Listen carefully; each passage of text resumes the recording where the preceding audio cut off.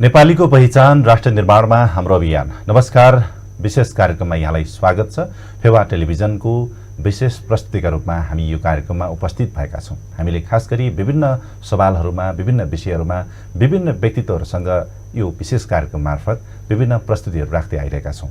आजको श्रृङ्खलामा पनि हामी एकजना व्यक्तित्वसँग कुराकानी गर्न लागिरहेका छौँ र आजको श्रृङ्खलामा हामीसँग हुनुहुन्छ एकदेव देवकोटा, नेलम्बो नेपालका संस्थापक अध्यक्ष हुनुहुन्छ। यो नेलम्बो नेपाल खास गरेर विपन्न समुदाय र जैविक विविधता सहयोगी संस्था नेपाल यसको पूरा रूप हो भने, जसलाई अङ्ग्रेजीमा Nepalese ultra poor marginalised and biodiversity अर्गनाइजेसनको रूपमा यसको पूरा रूप रहेको छ र यसलाई छोटकरीमा नेलम्बो नेपालका नामले यसलाई चिन्ने गरिएको छ र यसको स्थापना 2074 पुसमा स्थापना भई यसले खास गरेर स्वास्थ्य, शिक्षा र वातावरणका क्षेत्रमा काम गर्दै आइराखेको छ र यो संस्थाको उद्देश्य, खास गरी स्थापना हुँदाखेरिको उद्देश्य र सँगसँगै यसले स्थापना यताको समयमा आफूलाई कसरी अगाडि बढाइरहेको छ र यो संस्थाले के गरिरहेको छ र के काममा जोड दिइरहेको छ र आगामी योजनाहरू के छन् र खास गरेर यो जुन विश्वव्यापी महामारीको रूपमा रहेको कोरोना भाइरस सङ्क्रमण जुन फैलिँदो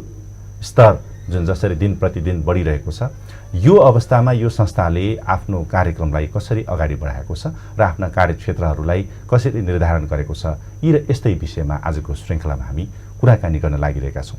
र आजको श्रृङ्खलामा हामीसँग हुनुहुन्छ नेलम्बो नेपालका संस्थापक अध्यक्ष एकदेव देवकोटा। म उहाँलाई कार्यक्रममा स्वागत गर्न चाहन्छु। कार्यक्रममा स्वागत छ यहाँलाई। नमस्ते। आरामै हुनुहुन्छ? हजुर, सन्चै छु। हजुर, अब नाम सुन्दाखेरि पनि नौलो नौलो लाग्ने नेलम्बो नेपाल होइन, झट्ट सुन्दाखेरि मान्छेलाई यो नयाँ शब्द पनि नयाँ, यो भने के होला भन्ने जस्तो पनि लाग्न सक्छ। सुरुवात चाहिँ हामी यहीँबाटै गरौँ। यो नेलम्बो भने चाहिँ कस्तो संस्था हो? नेलम्बोको नामको व्याख्या गर्नुपर्दाखेरि चाहिँ हामीले नेपालीमा चाहिँ कमलको फुल, अङ्ग्रेजीमा लोटस, त्यसरी चाहिँ पहिचान गरेका छौँ। जुन लोटस चाहिँ हामी सबैलाई थाहा छ एउटा अप्ठ्यारो ठाउँबाट उत्पन्न हुन्छ, जस्तै ताल तलैया हिलो माटोमा चाहिँ त्यसको उत्पत्ति हुन्छ र त्यहाँबाट चाहिँ पानीदेखि माथि आइसकेपछि त्यसले एउटा सुन्दर सन्देशसहितको फुल फक्रिन्छ। हाम्रो परिकल्पना पनि, नेलम्बो नेपालको हाम्रो साथीहरू, हाम्रो टिमको परिकल्पना पनि, नाम हजुरले अघि सरले चाहिँ त्यसलाई वाचन गर्नुभयो, विपन्न समुदाय, जो समुदायमा बस्नु भएको छ, विपन्न हुनुहुन्छ, विभिन्न कारणले चाहिँ अवसर, विभिन्न कारणले आवश्यक अवसरबाट वञ्चित हुनुहुन्छ, उहाँहरूलाई पनि हामीले आफ्ना गतिविधि, आफ्ना कार्यक्रम मार्फतबाट सहयोग गरेर त्यो बेसिक भनौँ न, रेखामुनि, गरिबीको रेखामुनि भएका, सामाजिक रेखामुनि भएका समुदायलाई त्यो रेखाभन्दा माथि अपलिफ्ट, माथि उचालेर कमलको फुल जस्तै सुन्दर भविष्य, सुन्दर समाजको परिकल्पना गर्ने उद्देश्यले नै यो संस्था स्थापना भएको हो। सरले अघि नै यसको स्थापना पौष 2074 पौषमा भन्नुभयो। पौष 14 गते हामी विधिवत सङ्घ संस्था दर्ता ऐन 2034 अनुसार कास्की जिल्ला प्रशासनबाट चाहिँ हामीले प्रमाणपत्र र संस्था दर्ता प्रमाणपत्र र नाम नम्बर प्राप्त गरेका छौँ र त्यो गरिसकेपछि अहिले आउँदै गर्दा 30 महिना मात्रै भएको छ।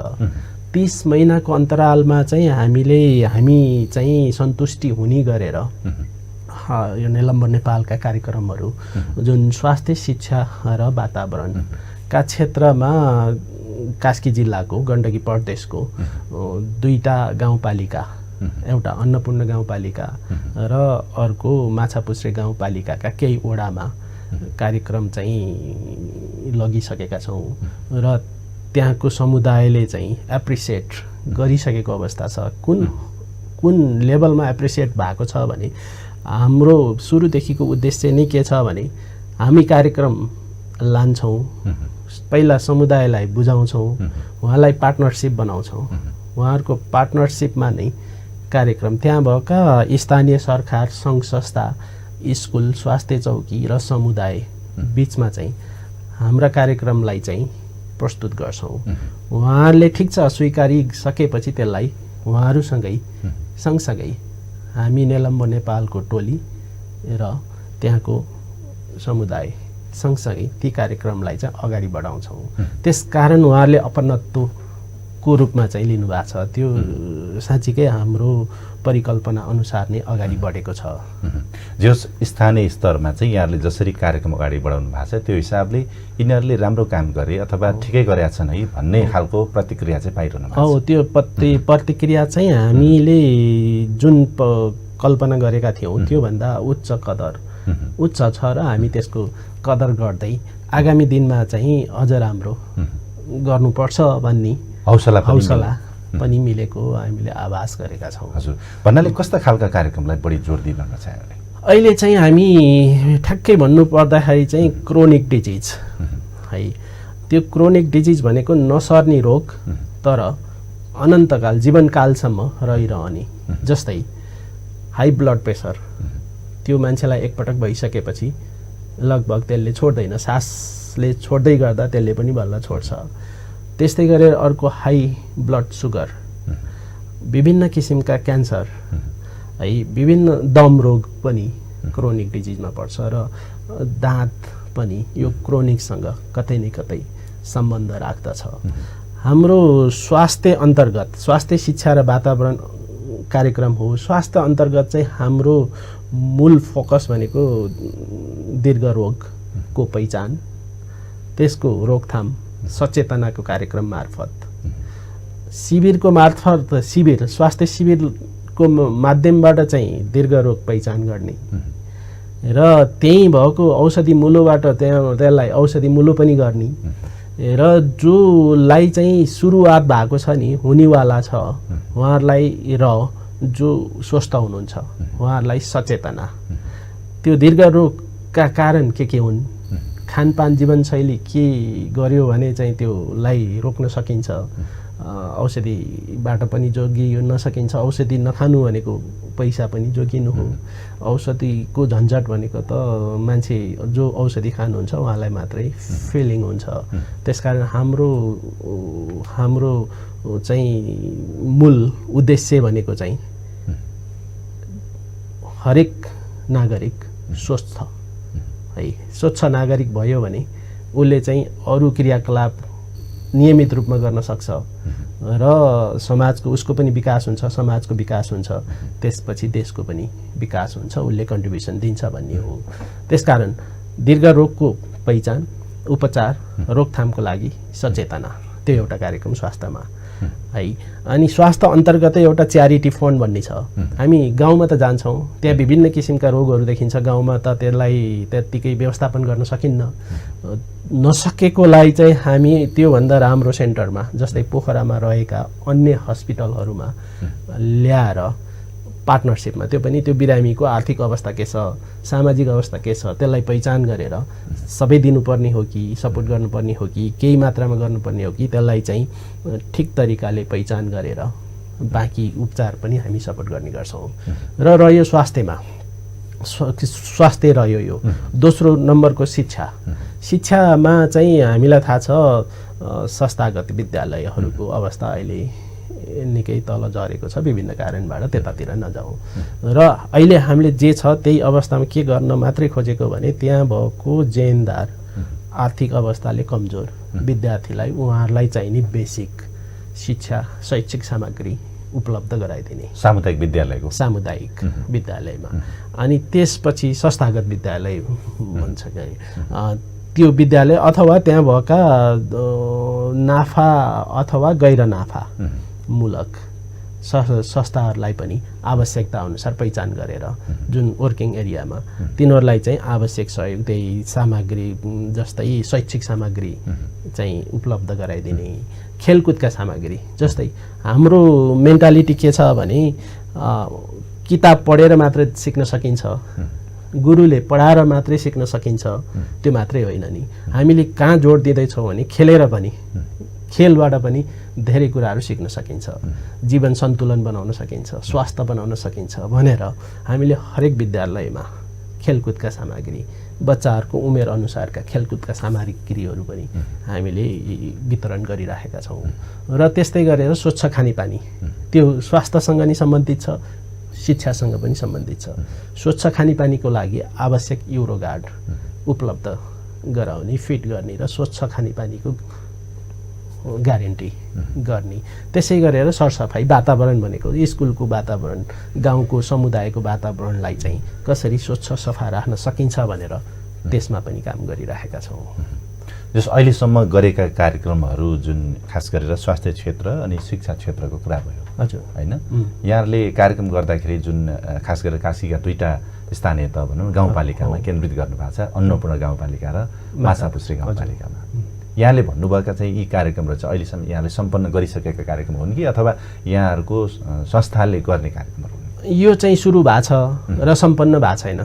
सुरुवात चाहिँ भयो? सुरुवात चाहिँ भयो, सम्पन्न भएको छैन। र हाम्रो यो 77-78 को लागि पनि गाउँपालिका गाउँसभामा नै र गाउँपालिकाको रातो किताबमा 77-78 को कार्यक्रम र बजेट हामीले गाउँपालिका अध्यक्षज्यूलाई बुझाएर उहाँहरूले चाहिँ आफ्नो रातो किताबमा पनि त्यसलाई राख्नु भएको छ र यिनै कार्यक्रम फेरि हामी निरन्तरता 77-78 मा पनि दिन्छौँ।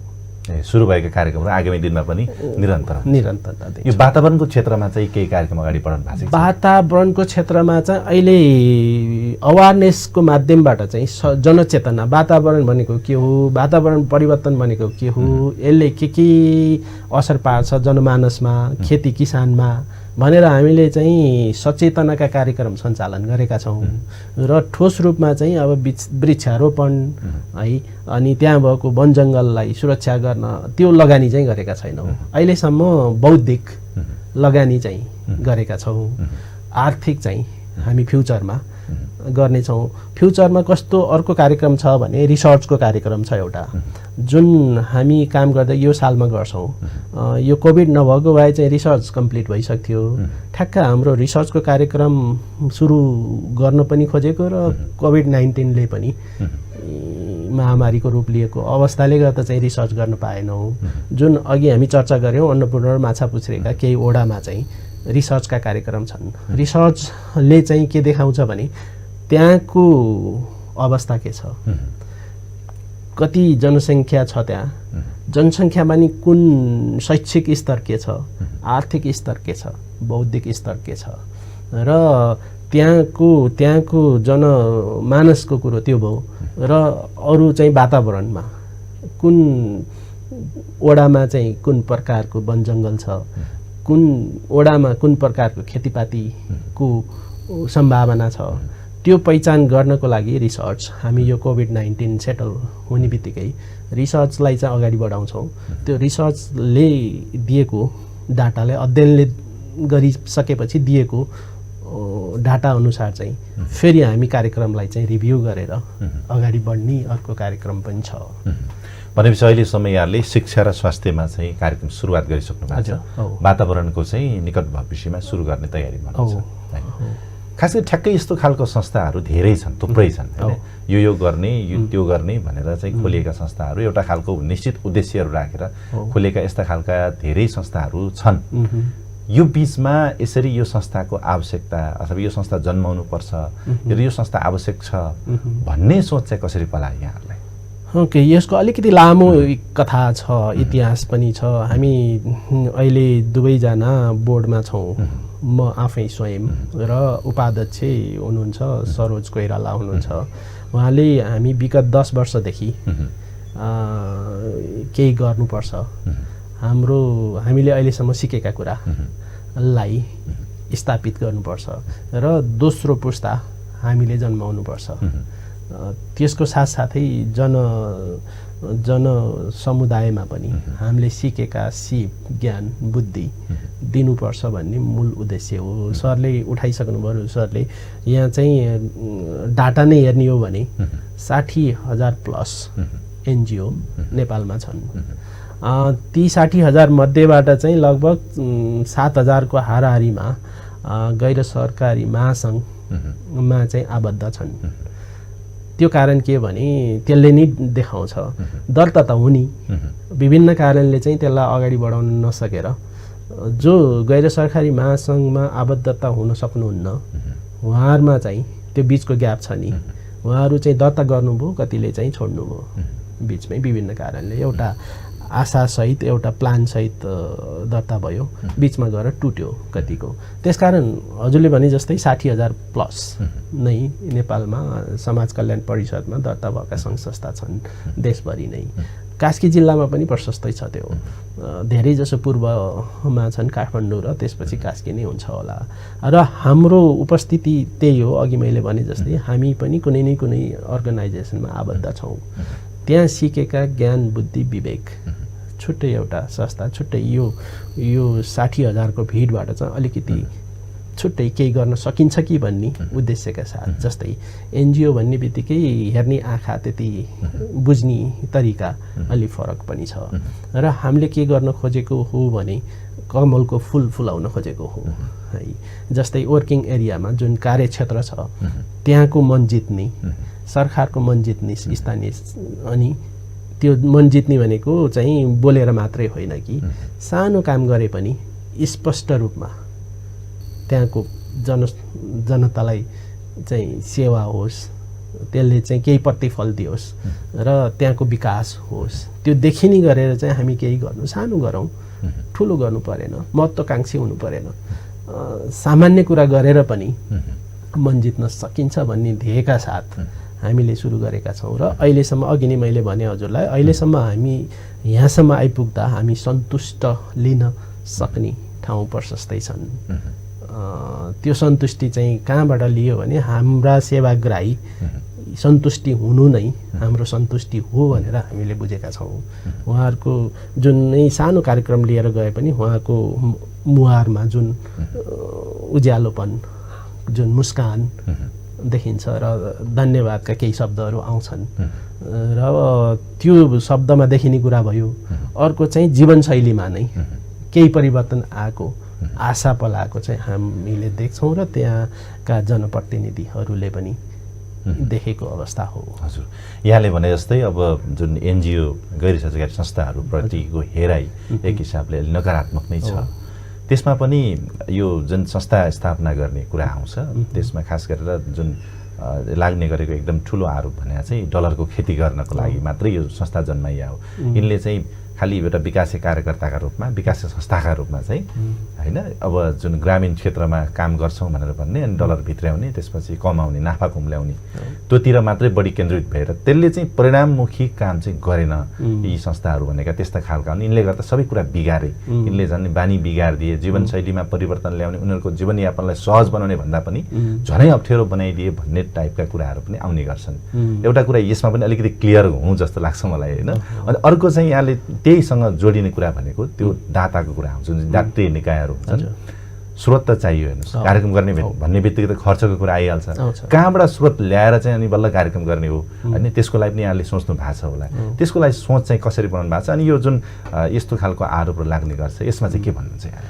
यसमा त्यो आरोपको विषयमा म यति मात्रै भनौँ कि हाम्रा नेपाल सरकारका नीति नियम र निकाय छन्।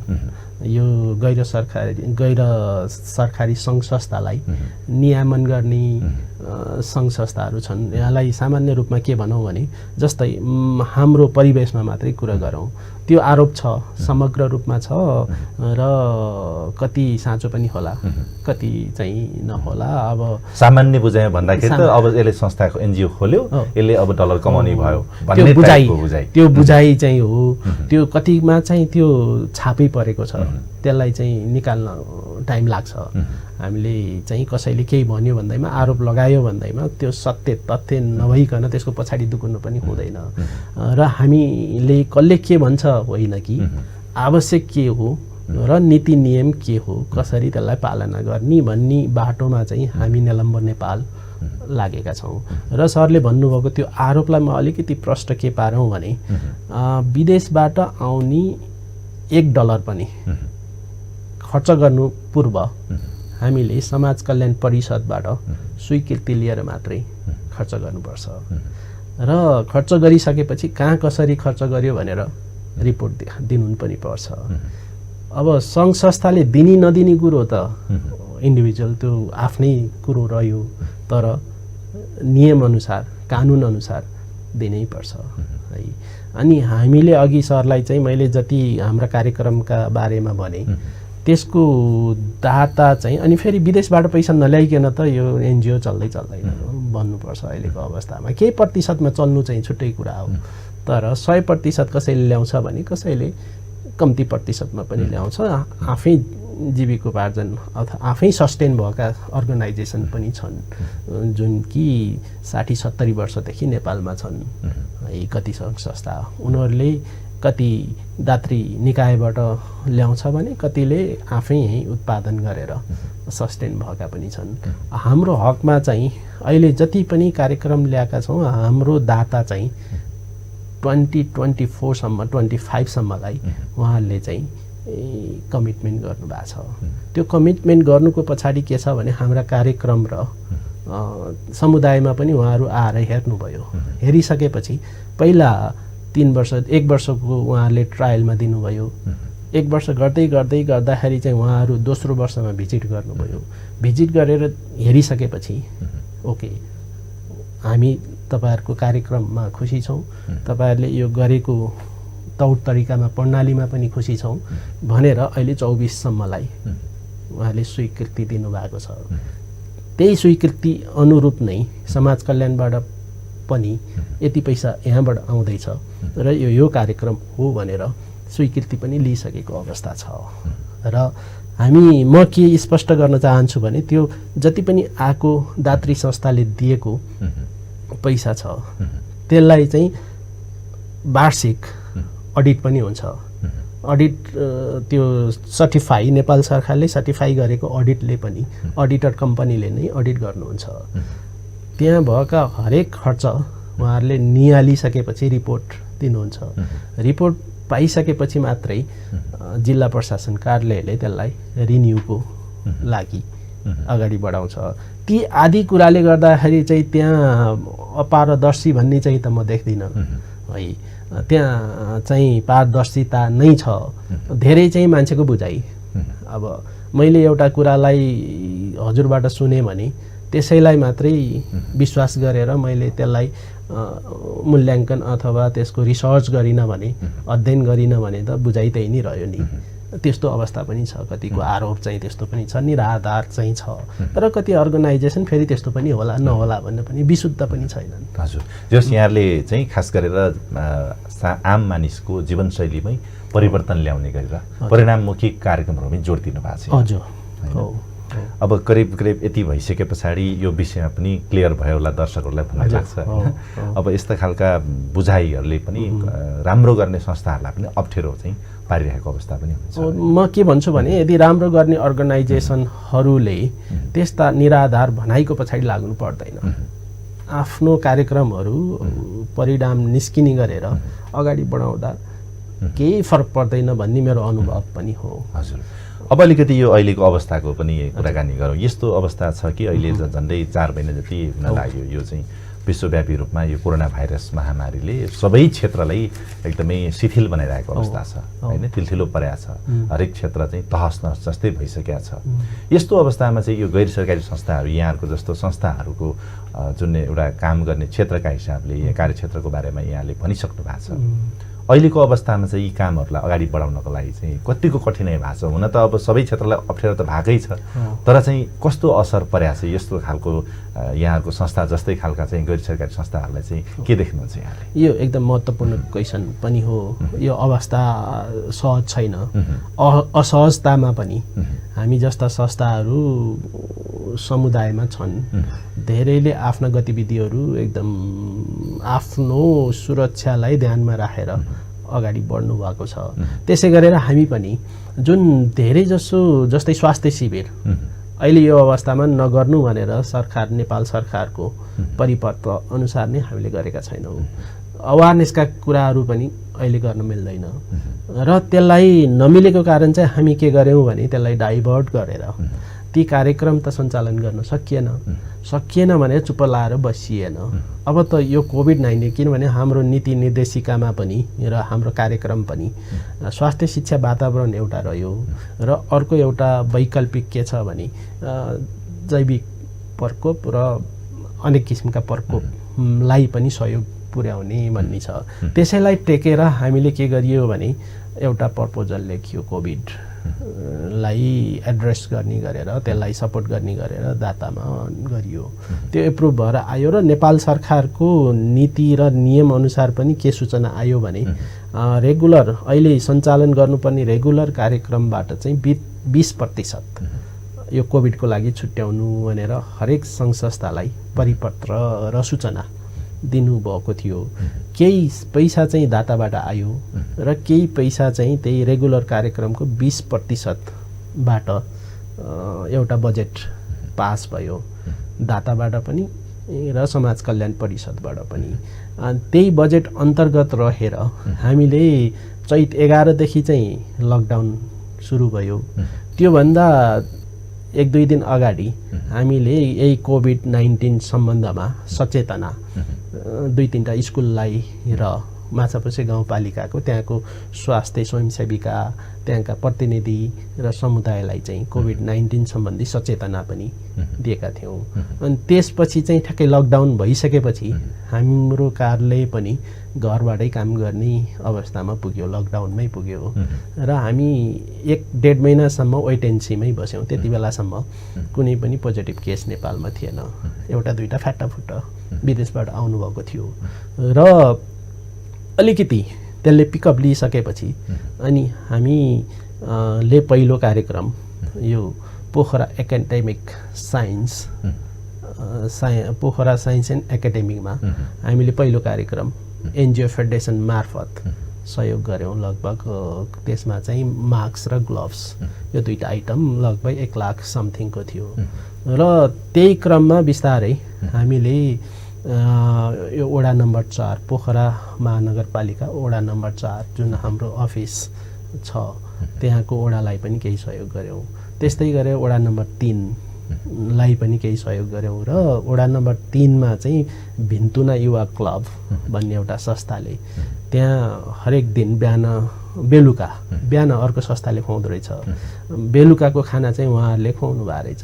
त्यसमा पनि सहभागी भयौँ, केही समय 1 हप्ता जति सहभागी भयौँ। त्यो कार्यक्रम पनि चलाए उहाँसँग मिलेर। त्यसपछि हामी चाहिँ आफ्नो कार्यक्षेत्र माछापुच्छ्रे र अन्नपूर्णका गाउँपालिका अध्यक्षज्यूलाई अध्यक्ष मार्फत त्यहाँका वडाहरूलाई पुर्याउने गरेर केही सामग्रीहरू वितरण गऱ्यौँ र अन्तिमको कार्यक्रम भनेको दाङसिङ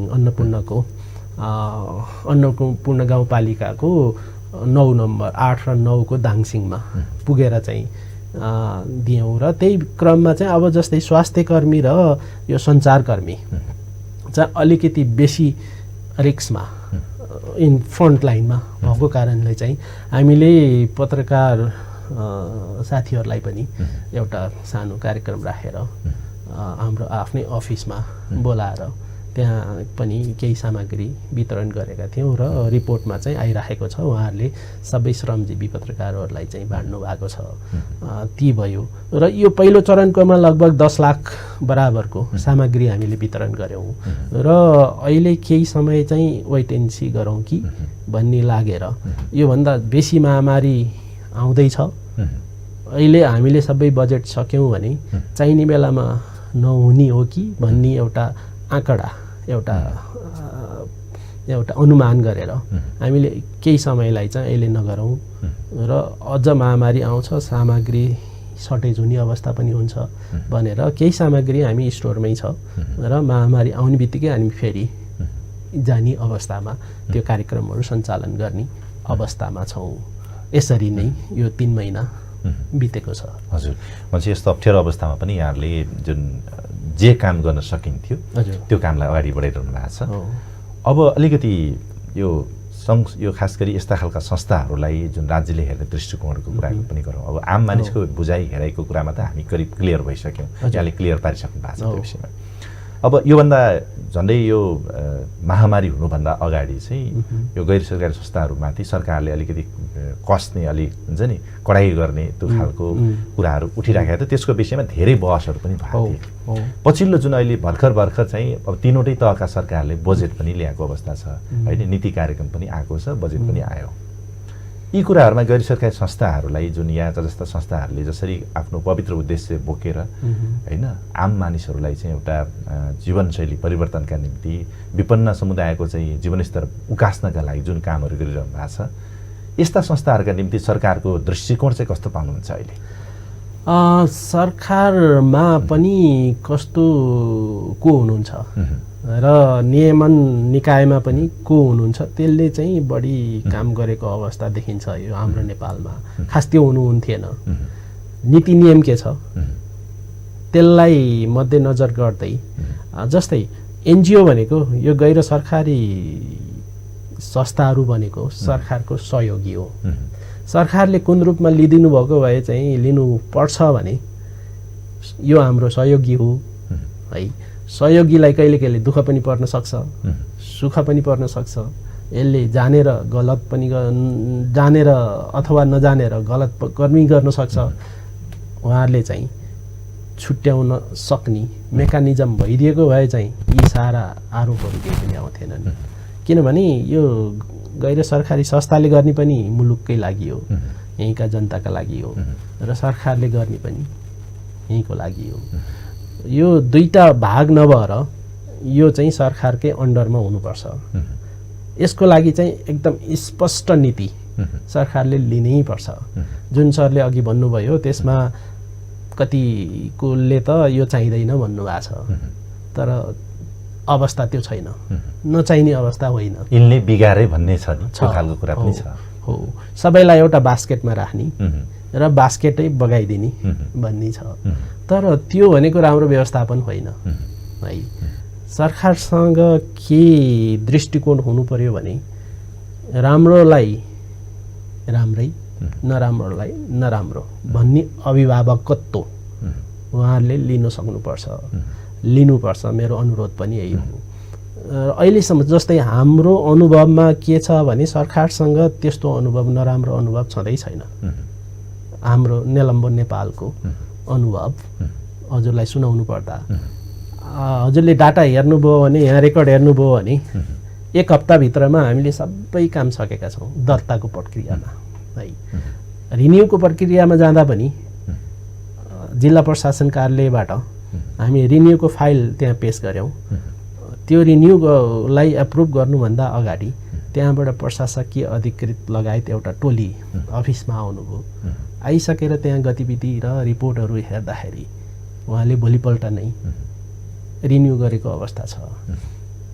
त्यो कुरालाई, त्यो अनुभवलाई हेर्ने हो भने सरकारलाई दोष लगाउने ठाउँ पनि छैन है। त्यहाँ कतिले दोष लगाएको मैले सुन्छु पनि। फेरि कहाँनिर सरकारले चाहिँ सहयोग गर्दैन भने नीति नियम आफ्ना, जस्तै यो गैर सरकारी संस्थाका नीति नियम केमा आधारित हुनु पर्यो भने सरकारका नीति नियममा आधारित हुनु पर्यो है। सरकारको नीति नियम जे छ त्यसलाई चुनौती दिने खालको होइन कि त्यसलाई ग्रहण गर्ने खालको भएर आफ्ना नीति नियम स्पष्ट रूपमा बनाउने, कार्यक्रम स्पष्ट रूपमा बनाउने, कार्यक्रम पनि स्पष्ट रूपमा पारदर्शी रूपमा चलाउने, रिपोर्ट पनि स्पष्ट रूपमा पेश गर्ने हो भने यी सबै समस्याहरू आउँदैनन् जस्तो लाग्छ मलाई है। अब सरकारले एनजिओ आइएनजिओलाई दोष दिने, एनजिओ आइएनजिओहरूले सरकारलाई दोष दिने मात्रै समाधान होइन। सँगै बसेर के हो त नि भनेर त्यसको सही व्यवस्थापन गर्नुपर्ने आजको आवश्यकता पनि देखिन्छ। त्यसकारण चाहिँ सरकारको नीति चाहिँ कुन आउनुपर्ने देखिन्छ भने कुन मन्त्रालय अन्तर्गत सङ्घ संस्थालाई राख्दा राम्रो हुन्छ त्यो सरकारले नै लिने नीति हो, उहाँहरूले नै गर्ने डिसिजन हो र त्यो लिनै पर्छ। सङ्घ संस्था नेपालमा चाहिन्छ, सहयोगी सङ्घ संस्था, किनभने यो सरकारकै अभिन्न अङ्ग हो है। त्यसले गर्दाखेरि चाहिँ मेरो अनुरोध यहाँ मार्फत सरकारलाई के छ भने स्पष्ट तरिका, उहाँहरूको नीति स्पष्ट होस्, कुन मन्त्रालयमा राख्ने पनि स्पष्टता होस् र सबै सङ्घ संस्थालाई ठिक तरिकाले मोनिटरिङ पनि होस्। राम्रो नराम्रो पनि छुट्याउने उहाँहरूको काम हो। राम्रोलाई हौसला सहयोग नराम्रोलाई विस्थापित गर्न पनि उहाँहरूको अधिकार छ है। त्यसको लागि हामी सङ्घ संस्था पनि तयार हुनुपर्छ। त्यति गर्ने बित्तिकै यी आरोप प्रत्यारोपका कुरा चाहिन्छ चाहिँदैन भन्ने कुरा चाहिँ जान्छ भन्ने होइन कि व्यवहारमा उतार्न आवश्यक छ। हजुर, जस्तो अब एक हिसाबले भन्दाखेरि यी गैर सरकारी संस्था एनजिओ भनेका चाहिँ सरकारको प्रतिस्पर्धी जस्तो विपक्षी जस्तो होइन, अर्को अर्थमा भन्दाखेरि अब सबै यिनले गरिदिए हुन्थ्यो भन्ने टाइपको पनि छ, फेरि छ त्यो खालको पनि छ। मैले अघि नै सरलाई भने नीति नियम एकतिर छ, मान्छेको विचार अर्को छ। जस्तै मैले मेरो संस्थाको नीति नियम बुझेँ भने मैले हजुरलाई बुझाउन सक्छु नि।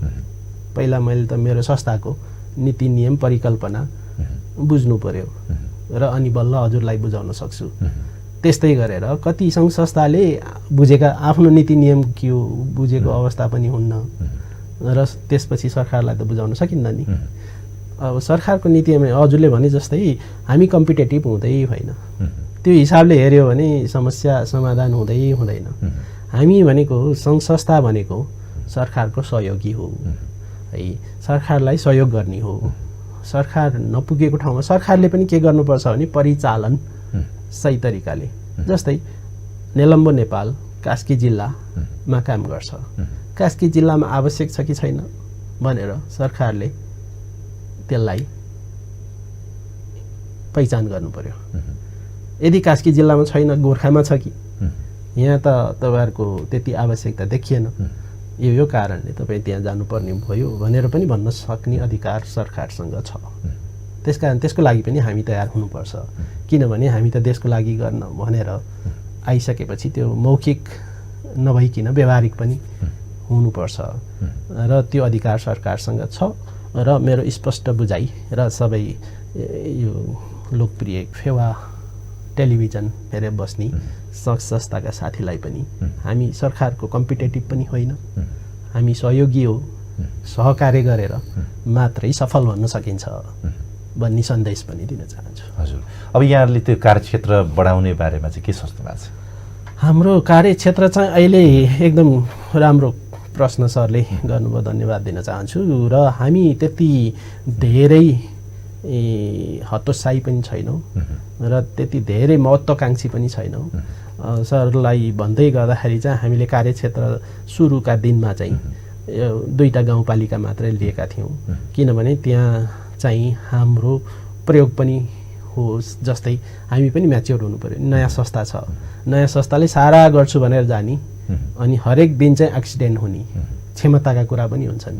क्षमता अनुसार चाहिँ अहिले हामी यो अन्नपूर्ण र माछापुच्छ्रेका ती ओडाहरूमा चाहिँ कन्टिन्यू गर्ने, त्यसको अलावामा चाहिँ गण्डकी प्रदेशको सम्पूर्ण जिल्लाहरूमा 11वटा जिल्ला छ, यो 11वटा जिल्लामा एउटा विशेष कार्यक्रम चाहिँ लन्च गर्दैछौँ। त्यो विशेष कार्यक्रम चाहिँ ओरल हेल्थ डेन्टल केयर भनेर मुखको रोग र त्यसको हेरचाह भन्ने कार्यक्रम छ। त्यसको लागि चाहिँ यो मेरो विचारमा एउटा उदाहरणीय र पहिलो काम पनि हुनसक्छ। त्यो भ्यान हामीले एउटा भ्यान लिन्छौँ, भ्यानमा चाहिँ दाँत सम्बन्धी अत्याधुनिक औजारहरू चाहिँ फिट गरेर एउटा डाक्टर सहितको टोली गाउँ गाउँमा पठाउने एउटा त्यो काम चाहिँ हामी यही साल कोभिड-19 सेटल हुने बित्तिकै गर्ने योजनामा छौँ। हजुर, अब हामी कार्यक्रमको अन्त्यमा छौँ, अन्त्यमा चाहिँ के भन्नुहुन्छ? अन्त्यमा चाहिँ जति पनि एनजिओ र गैर सरकारी सङ्घ संस्थालाई प्रश्न छ, त्यो प्रश्नको जवाफ हामी कसरी दिन सक्नुपर्छ भने कामका माध्यमबाट, भनाइबाट होइन, हामीले प्रमाणित गर्नुपर्छ कामको सेवाका माध्यमबाट। र हामी त्यही कमिटमेन्टमा लागौँ। यो समाजको विकास, व्यक्तिको विकास हामी बौद्धिक ज्ञानबाट गर्न सकिन्छ। व्यक्तिको बौद्धिक ज्ञान बढाउनु भनेको समाजको बढाउनु हो, समाज भनेको देश बढाउनु हो। त्यसकारण बौद्धिक वर्गलाई पनि म के भन्छु भने आफूले जानेका कुराहरू विभिन्न माध्यमबाट गाउँ लेभलसम्म पुर्याउँ, हरेक समुदायमा पुर्याउँ, आफूले जानेको सिप बुद्धि त्यहाँसम्म पुर्याउँ। उहाँहरूको एकजना इन्डिभिजुअलको विकास भनेको नि समाजको विकास हो, समाजको विकास भनेको देशको विकास हो भनेर होइन, बोलेर होइन, प्रयोगमा ल्याएर गरौँ भन्ने मेरो सबै श्रोता दर्शकलाई चाहिँ अनुरोध गर्दै यो फेवा टेलिभिजनले यहाँसम्म मलाई यो मौका दिनुभयो। यो रुद्र सर लगायत यहाँको सम्पूर्ण टिमलाई चाहिँ धन्यवाद दिन चाहन्छु। हस्, यहाँलाई पनि धन्यवाद छ यो महत्त्वपूर्ण समय उपलब्ध गराइदिनुभयो र यो कार्यक्रममा सहभागी भइदिनु भयो, यसलाई धन्यवाद छ। हस्, यहाँलाई पनि धन्यवाद दिन चाहन्छु। हस्, धन्यवाद। दर्शकवृन्द, आजको श्रृङ्खलामा हामीसँग हुनुहुन्थ्यो एकदेव देवकोटा, निलम्बु नेपालका संस्थापक अध्यक्ष हुनुहुन्छ। उहाँसँग आजको श्रृङ्खलामा हामीले खास गरेर यो निलम्बु नेपालले गर्दै आएका कामहरूका बारेमा र यसको कार्यक्षेत्र र यसले आगामी दिनमा गर्ने कार्यक्रम अथवा योजनाहरूका बारेमा पनि आजको श्रृङ्खलामा हामीले कुराकानी गर्ने प्रयास गऱ्यौँ। अर्को श्रृङ्खलामा अर्का व्यक्तित्वसहित फेरि यस्तै कुराकानी लिएर हामी उपस्थित हुनेछौँ। आजको श्रृङ्खलाबाट पनि हामी सबैलाई आज्ञा दिनुहोस्। राष्ट्र निर्माणमा हाम्रो अभियान जारी छ। तपाईँ फेवा टेलिभिजन हेर्दै गर्नुहोस्। नमस्कार।